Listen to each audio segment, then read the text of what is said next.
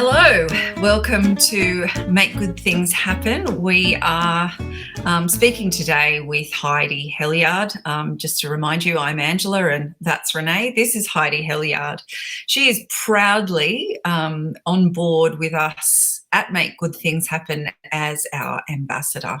And we are so happy to say that Heidi is going to be able to support us in letting people know what the platform is all about. So we launched yesterday.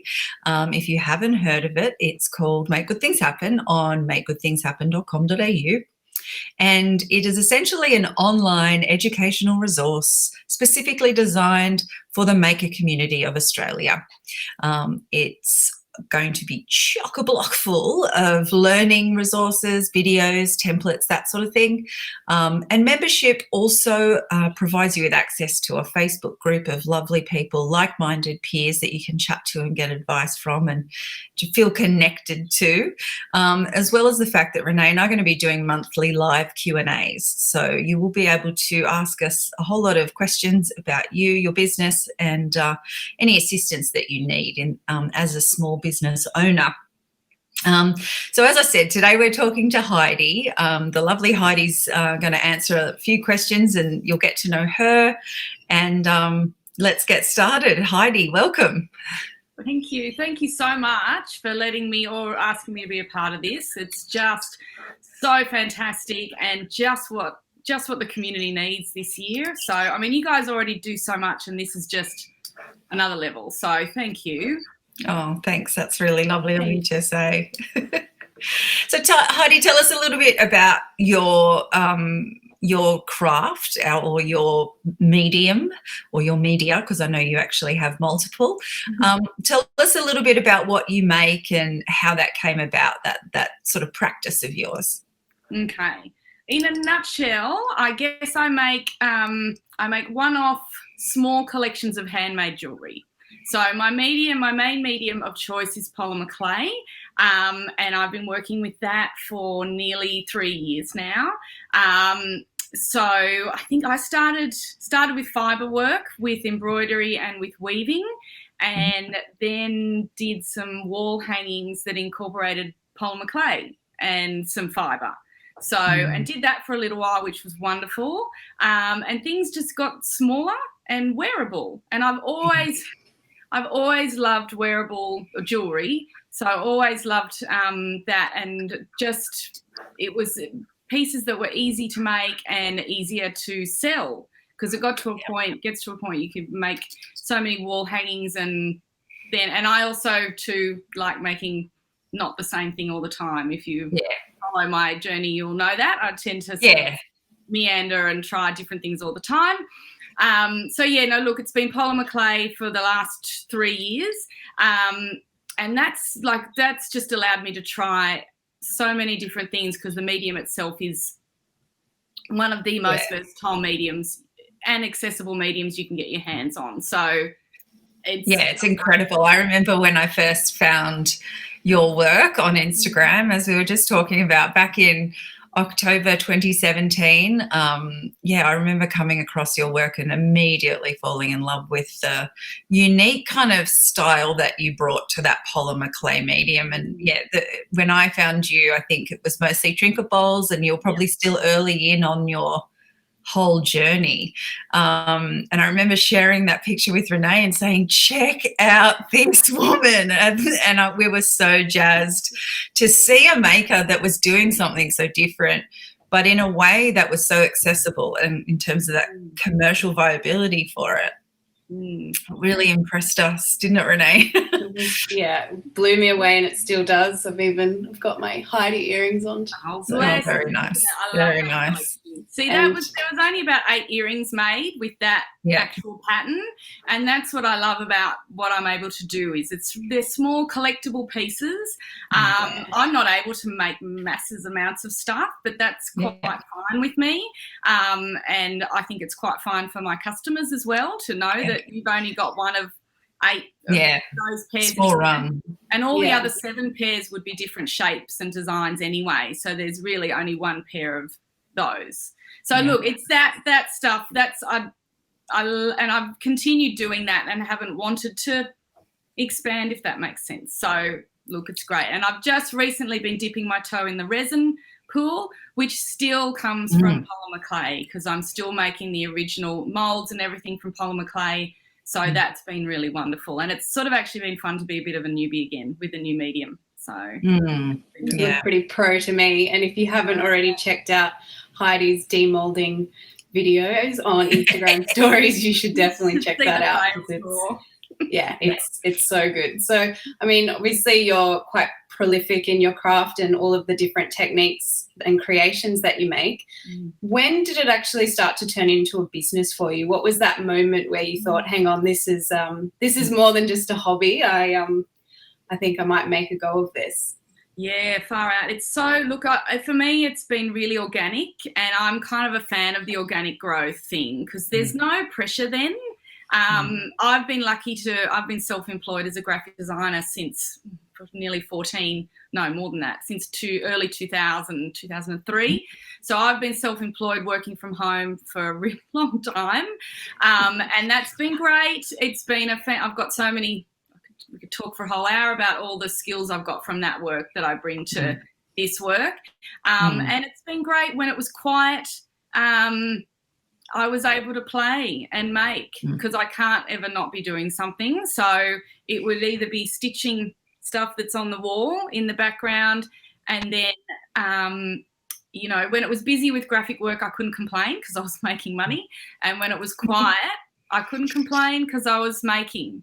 And I think I opened an Etsy shop for the fibre work in probably early 2017, and that sort of became a little side, you know, hustle of being able to sell some things. And then, that's right, I'm just looking over my wall, the fibre paintings in the plexiglass, in the acrylic, that phase, that got me into an art gallery exhibition in Melbourne. That was a bit of a turning point, I think, actually. And then from there, it all got smaller, and smaller items are easier to sell. And the Etsy shop then started getting stocked with earrings and pendants and trinket dishes.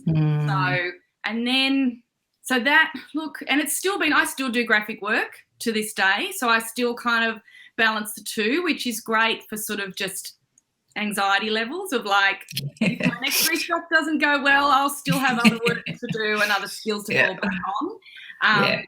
And it also just allows me to keep the experimentation alive and the joy alive without the pressure. You know what I mean? So I count myself really lucky to have those two streams and those two. But to answer your question, Renee, look, I think it was sort of, it's as the sort of two were, you know, graphic design was like this at one point and the jewellery was down here, and it's really kind of like that now. And so I guess when it got to there, that I thought, okay. And that was probably about the time I checked in with you guys and, you know, moved from an Etsy shop and started a website and all that. Yeah, so that was, we started working together.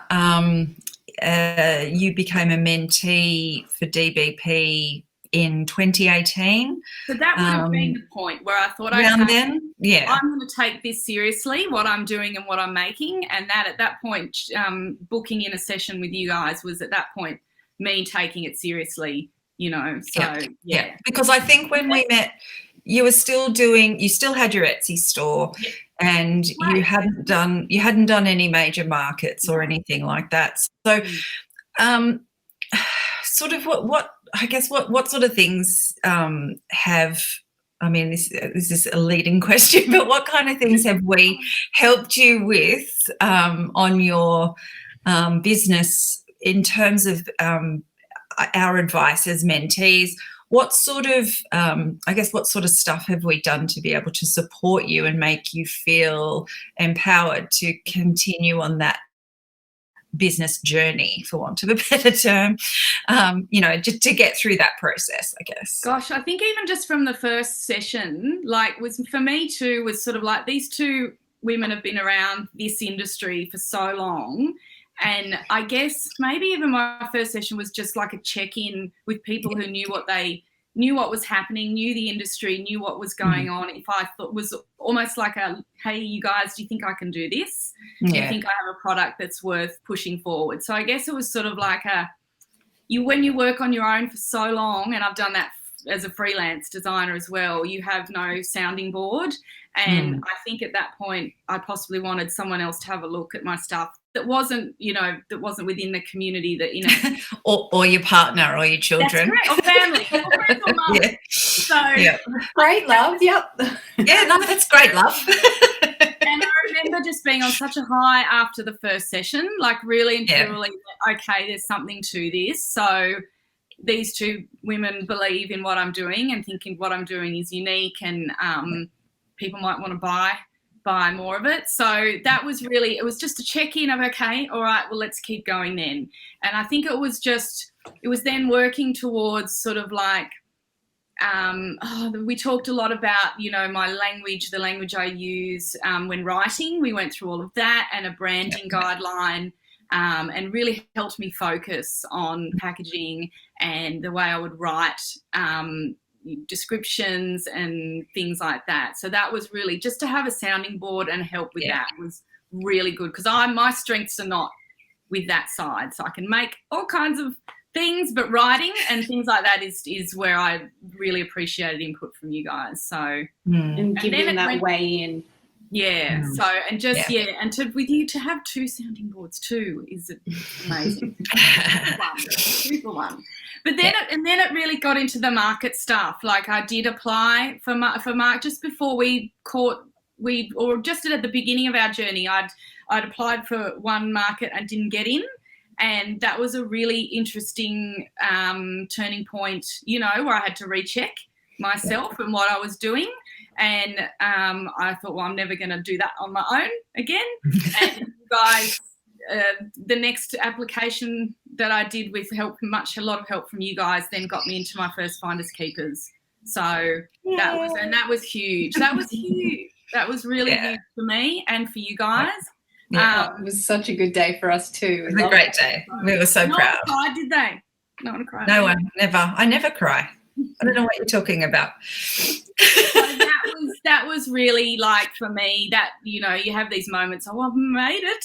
Some have made it, and that getting into Finders Keepers was one of those moments that you guys those little milestones in business that you have that you sort of didn't even know you needed to boost you up, but when they happen, and they really do make a difference to your confidence overall, but also just that sense of being part of something that's bigger than just you, because I think makers are predominantly alone at home or in their studio.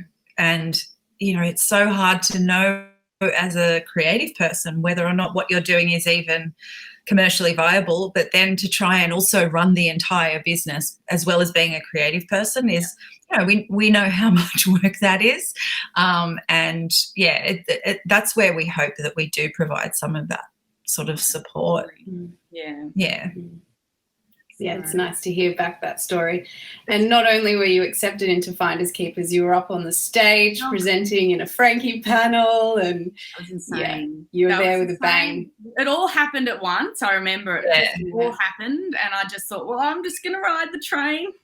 Yeah, because you were also nominated that year for a Frankie Good Stuff Award, I think, as well. I think it was that year. Yeah, I think it was. I think so. Been done and gone by that stage, but even that was just another awesome confidence boost. Like, come on, and then you also made that move to Shopify as well, from where we sort of, I guess, supported you through that process of moving from a marketplace where there is pretty much some level of guaranteed traffic to your shop to starting from scratch and building something, metaphorically in the middle of nowhere that you've then got to try and sort of steer your entire following to. And I think that your command of the Instagram platform has definitely helped you with that. And any of you makers, if you're not following Heidi on Instagram, then that is foolish. She is an inspiration for all makers in terms of the way that she shares her behind the scenes stuff, talks about the upcoming ranges, shares the limited edition ranges, shares her process. It is incredibly insightful to follow as a maker. the inspiration that I'm talking about comes from the way that Heidi does it. The way she interacts with her followers and her customers is unbelievably commendable. And yeah, it requires a lot of work, but that work pays off in terms of Heidi's business. I think we've seen Heidi's latest ranges, selling out as soon as they're released online, because she creates this wonderful hype through her Instagram presence overall. You think so, Renee? You got any critiques for Heidi's Instagram? I can't honestly. It hasn't come naturally, that's for sure. It's something I've really had to work with, and you guys have helped with that along the way. But it's not something I've been hugely comfortable with from the get-go. It's something that you play with, and that works for me. That doesn't. I really like doing this, and so yeah, it's all part of the. And I just think that the dynamic way that you use the platform is what makes it so engaging. Just having a very clear strategy in your feed with beautiful, sharp imagery, and then using stories to have that. Just like I mentioned earlier, incredibly engaging behind the scenes content and other bits and pieces too. So yeah, love what you do on Instagram. So great. So as you no doubt know, we've launched Make Good Things Happen, which is our online educational resource for makers. And as Angela introduced, we're so proud to have you as an ambassador and to have you in the community. What is it that you're looking forward to most about being a part of Make Good Things Happen? What excites you about it?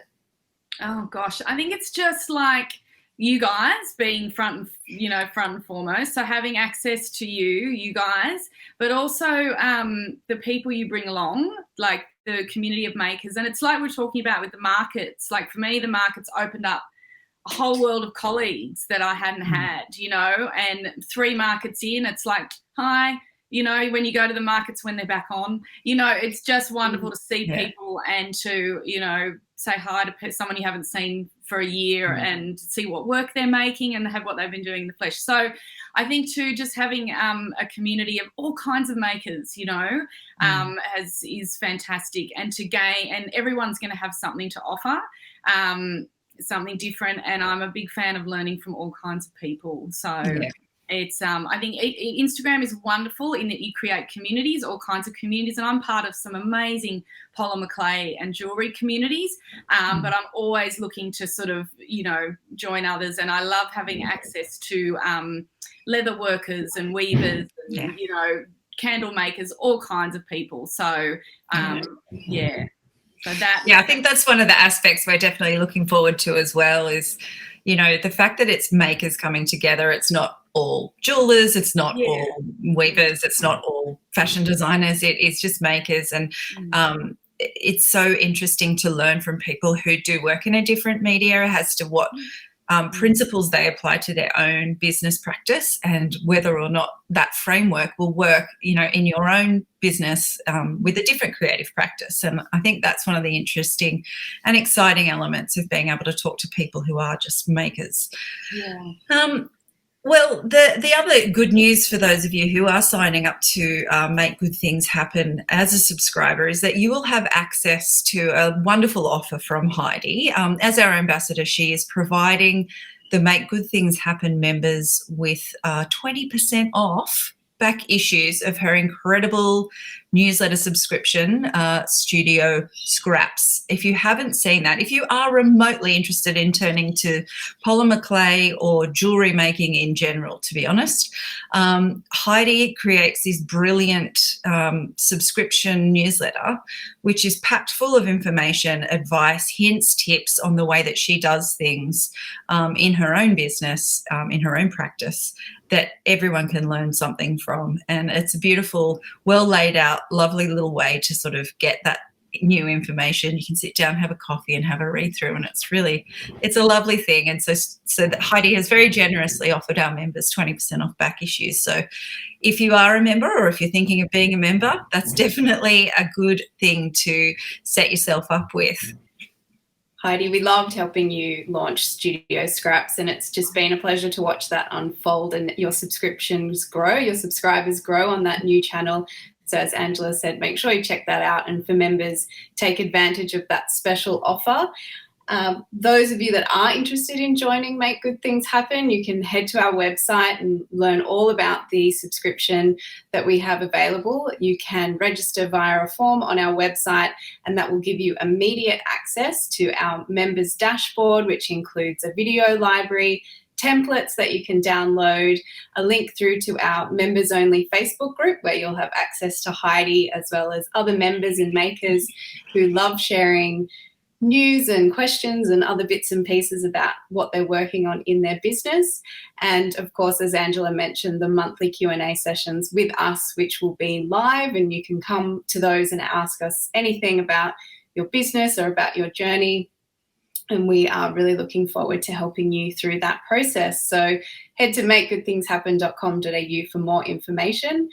And it has been an absolute pleasure chatting with you today, Heidi. Thank you so much for your time, not only today, but all of your support ongoing. It's just been so heartwarming to have you as a fan, as well as a mentee, of course. And same to you guys. Your support has just, I wouldn't be where I am without you guys. So it goes both ways. So it's wonderful. I feel like I'm giving back to you guys. So, and this is just so exciting. I cannot wait for those Q&As. Yeah. Thanks, Heidi. Can't wait. And we better stop we before I cry. So. Exactly. And we're so thrilled to be continuing to support you through your next endeavour. A very exciting new project that's in the pipeline as well. So we'll be hanging tight for that announcement, and wish you all the best in the final preparations there as well. So thank you again for watching, and stay tuned for more videos from Make Good Things Happen. Bye. Thank you. Bye.